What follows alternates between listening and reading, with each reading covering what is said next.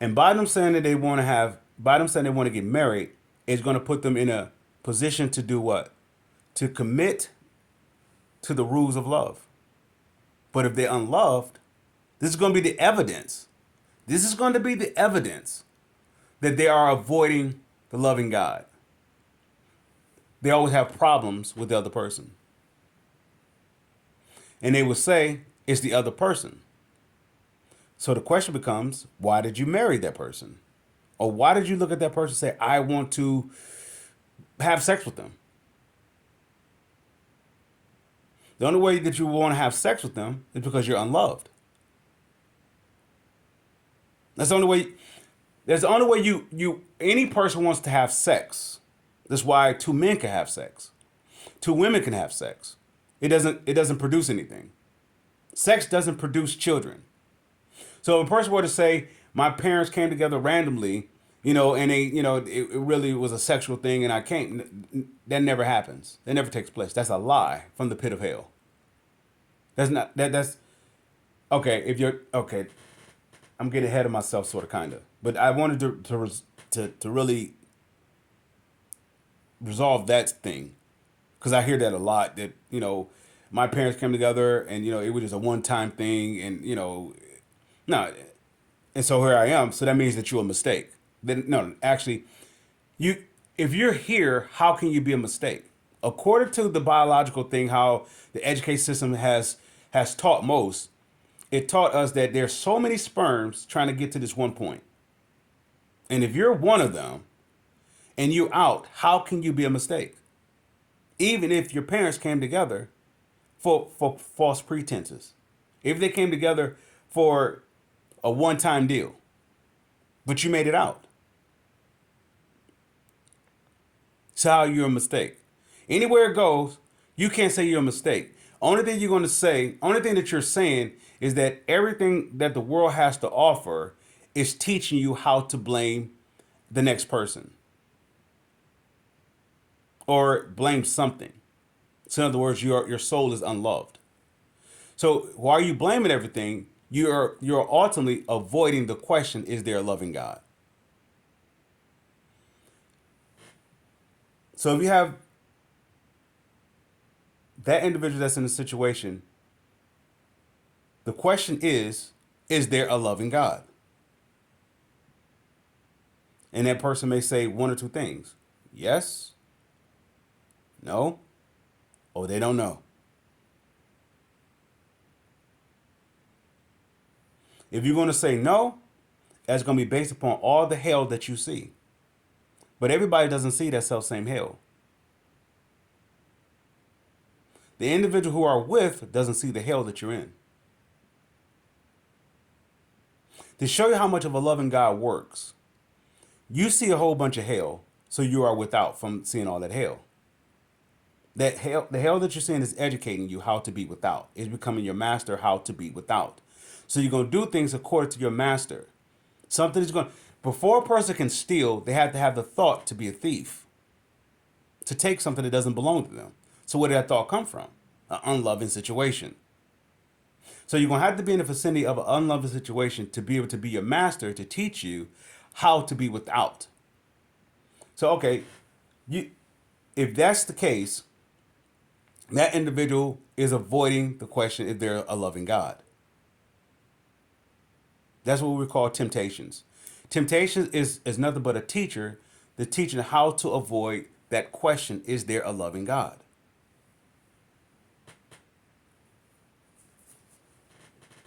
The individual may say, well, there is no loving God. What's the proof that there's no loving God? Their proof is that they see hell. They see a whole bunch of problems all over the world. This is happening. This is so much so now they're doing what? They're speaking on the behalf of that what they see, and they would say, well, I'm just speaking facts. What facts are you speaking? What you see. There's the other side of that. There's a saying that goes, as bright as the sun shines, there is still darkness on another part of the world. The sun does not shine in all places at once, even though it is.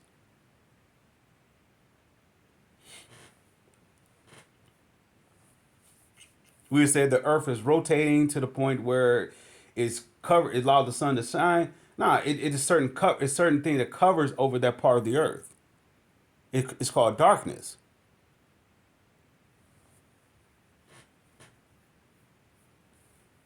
But anyway, right before we go ahead of ourselves with that, all right, if we go to this place of acts of saying, yeah, there is no loving God because look at all the hell.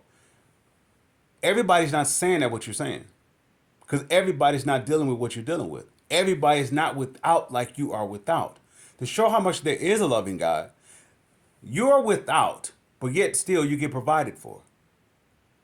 Somebody comes along, regardless if it's a one-time deal, either they're coming to bless you free of charge or they have blessed you free of charge. What you do with it is up to you. Which, if it comes to you and you receive it, you are in position to be to answer that question. There is a loving God. If you run from it, then you are in position to avoid the question if there's a loving God. That doesn't stop the loving God in pursuit of you. Now, regardless of your upbringing, regardless of your family structure and everything else, that has nothing to do with God. It has nothing to do. All the only thing it has something to do with is you, which means right before you choose. Right before you is the choice between two roads: to be in pursuit of the loving God or run from the pursuit of a loving God.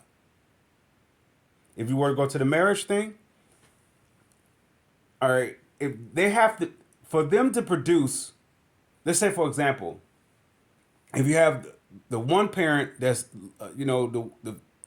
the wife that's the loving individual that's in pursuit of love of God, the other one is not. The other one is going to actually teach her or try to. We don't want to say tempt her. He's going to lead her how not to be in pursuit of that loving God, which in other words to do the opposite. Let's say if you have two in a household, and let's say they both religiously are up under the same doctrination, right? But yet and still, one is getting a pulling. In other words, they are hearing something else, or they're not being fully fulfilled where they are. So they're hearing something else. That is bringing forth a divorce, a split between the two. So, say for example, they came together to agree to get. They declared their vows. They declared they declared that they will love the other individual. The moment that they do that, if the moment that they do that, the opposition is going to come in to try to divide that union, that declaration, because the opposite is the opposite of love. It's going to come and try to divide it. Even if it try to disguise itself as a loving situation, it's going to come in to divide that union. But the only way that it can come in if one is listening to the opposite. Look at the vows that's being said when you get married in a traditional sense. To honor you, to rich and poor, to death do us part. To stay committed to you, to not commit to cheat, to commit adultery, to not go. Look at all this being said for this individual saying to this other individual, right? They're saying, "I will serve you by all means, with all costs. I will serve you, regardless what comes up against me. I will serve you." That's what they're saying.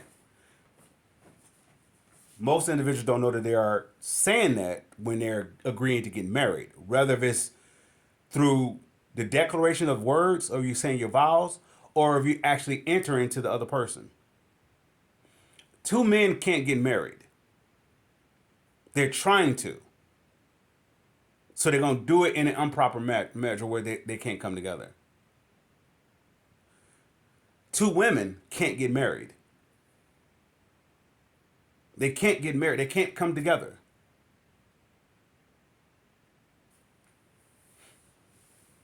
They can have sex. That's the best they can do. They can't come together though. But the things that they come together with, it cannot be on the conception of love. Love is pure. Love requires you to be perfect. Let's say that again. Love requires you to be a perfection. This is the very reason why we avoid the question, is there a loving God?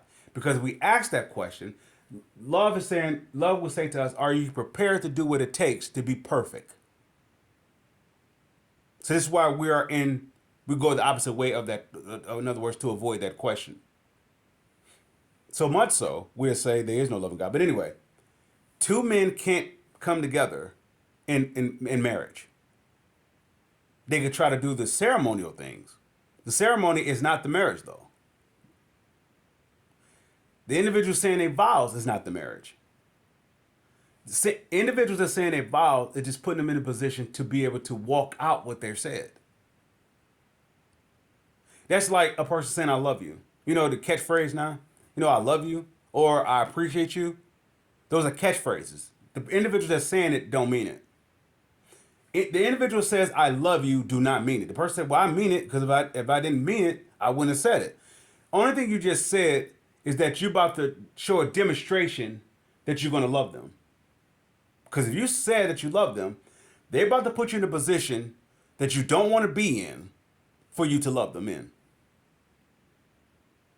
So if you say, I love you, what is that based upon? A decision to love them. Regardless of what happens, the past, the present, the future, you're saying, I love you. So that means if it's the past, you're loving them based upon if they did anything right or wrong towards you, right? If it's the present, that's based upon if they do anything right or wrong with you. If it's the future, it's based upon if they're going to do something right or wrong with you. So when you're saying, I love you, you're making a strong commitment. So if individuals they're doing their vows, you're actually just saying, this is what I'm going to do. But what's going to come up against you to not do it? The opposite. Not the individual is not the opposite. They may be listening to the opposite, but you agreed to love them. That's why it's approaching you. You agreed to love them. That's why it's coming through that individual. Let's say if it's coming through that individual, right? If it's coming through that individual that you agreed to marry, I mean, you said your declaration of vows for, all the hell's going to come out of them. Now, before you agreed to that, where was all that hell at? Hidden in plain sight. That's why when a person gets married, they say, I didn't know all this was going to come out. You agreed to get married. I mean, you agreed to come one. You agreed to declare yourself for love. What do you think is going to come out? Nothing but love? All right, if you believe that nothing was love going to come out of that individual, why did you want to marry that individual? Because they was a loving individual? If you saw that they was a loving individual, then that means you must be a loving individual. Or did you see the traits of them being unloving, that they are at the same place where you are, avoiding that question?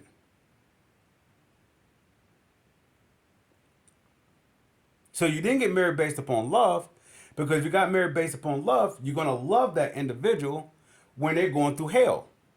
That individual is not intentionally bringing you hell. They have no choice. They're serving an unloving God. They have to bring you hell. If that individual, regardless of their upbringing, if they have been taught how to avoid that question, what they're going to bring you, and better yet, to that individual that marries that individual, that they may say, I married this person, but I didn't think all this was going to come out. What did you expect to come out? Listen to that word, expectation. Now you're in a world of trouble. You're expecting that individual to be something either you are or that you're not. If you are of love, are they showing the same traits that you're showing? If you are committed to a loving God, are they showing the same traits that you are? And the same commitment to that loving God? Because you're not just loving God because you're just special per se. You're loving God because in fact God loved you, and now He has your attention, and you pursue after that. So you're not willing to do anything that's going to cost you that love of that God, right? Or that loving God. So if that individual that you're looking at that has your attention, that's considered attractive, why are they attractive? Are they attractive because they are in the self same way that you're pursuing the loving God? or the opposite. More likely they're going to be the opposite. Why? Because you're the opposite. So when they get married, the hell comes out because you brought it out. One or two ways you brought it out. Either you're not in a committed relationship with the loving God, or that you committed yourself to a loving God. So a person would say getting married is a lose-lose situation. No, it's getting married requires perfection. So you have to be perfect to get married. So what is perfect or what is perfection? Without fear. You have to get married without fear. If you get married with fear, you're already divorced because you're an individual. So now everything you're going to do is going to be based upon selfish acts, even though you're going to say that you're married. But everything you do, and it becomes that you're going to divide the marriage. Say if you have the individual that says, I never met the love of my life. Well, because you're not committed to love. You may start the process to go in the direction where love is, but you're not in a commitment to love. That's why you haven't found it.